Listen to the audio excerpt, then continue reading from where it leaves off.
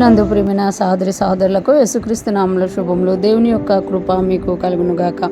ఈరోజు దేవుడు మనకిచ్చిన మాట ఇర్మీయా గ్రంథము 13వ అధ్యాయము 9వ వచనము. యెహోవా ఈ మాట సెలవిచ్చుచున్నాడు, ఈ విధముగానే యూదావారి గర్వమును, యెరూషలేము నివాసుల మహాగర్వమును నేను భంగపరచుదును. ఈ మాటలు ఇర్మీయా ప్రవక్త ద్వారా దేవుడు ఇశ్రాయేలుకి తెలియజేస్తున్నట్లుగా మనం ఇక్కడ చూడగలం.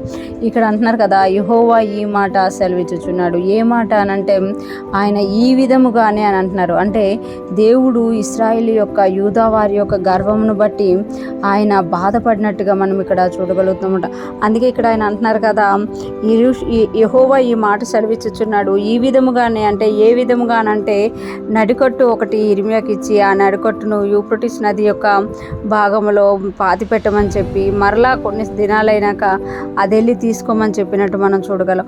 అది తీసుకున్నప్పుడు అది మరి దేనికి పనికిరాందిగా చీకిపోయినట్టు అయిపోయిందన్నమాట.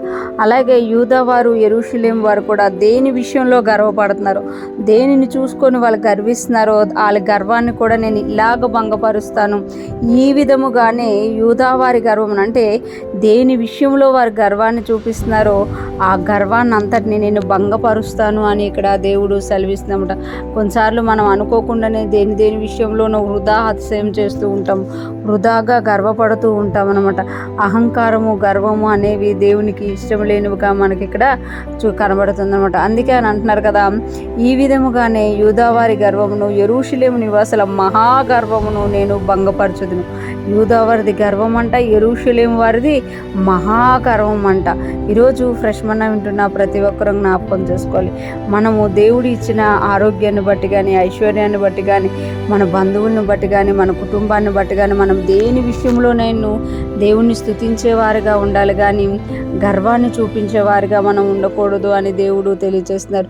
ఇశ్రాయేలు బానిసలుగా ఉన్నప్పుడు దేవుడు వారిని బయటికి తీసుకొచ్చి వారికంటూ ఒక పెద్ద దేశాన్ని ఇచ్చి 7 యోధులు ఉన్న ఆ దేశాన్ని, ఆ యోధులను వెళ్ళగొట్టి వీరికిచ్చి దేవుడుగా వారికి ఉంటే వారేమో ఆ దేవుణ్ణి స్తుతించకుండా వారు గర్వాన్ని చూపించినట్టుగా మనం ఇక్కడ చూడగలుగుతున్నాం. ఈరోజు ఫ్రెష్ మన్నా వింటున్న ప్రతి ఒక్కరూ జ్ఞాపకం చేసుకోవాలి.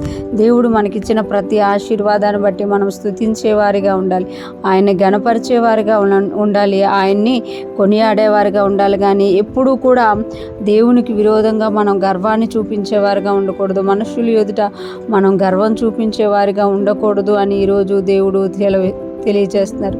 ఈరోజు ఫ్రెష్ మన్నా వింటున్న ప్రతి ఒక్కరూ కూడా మనం ఏ విషయంలో గర్వం కలిగి ఉన్నా, ఏ విషయంలో దేవుని కంటే అధికంగా అతిశయం కలిగి ఉన్నా ఆ గర్వాన్ని, ఆ అతిశయాన్ని వదిలిపెట్టేసి దేవుణ్ణి స్తుతించే వారంగా, ఆయన హత్తుకునే వారంగా మనం ముందుగాక. దేవుని కృప మన అందరికీ తోడై ఉండి నడిపించునుగాక. ఆమేన్.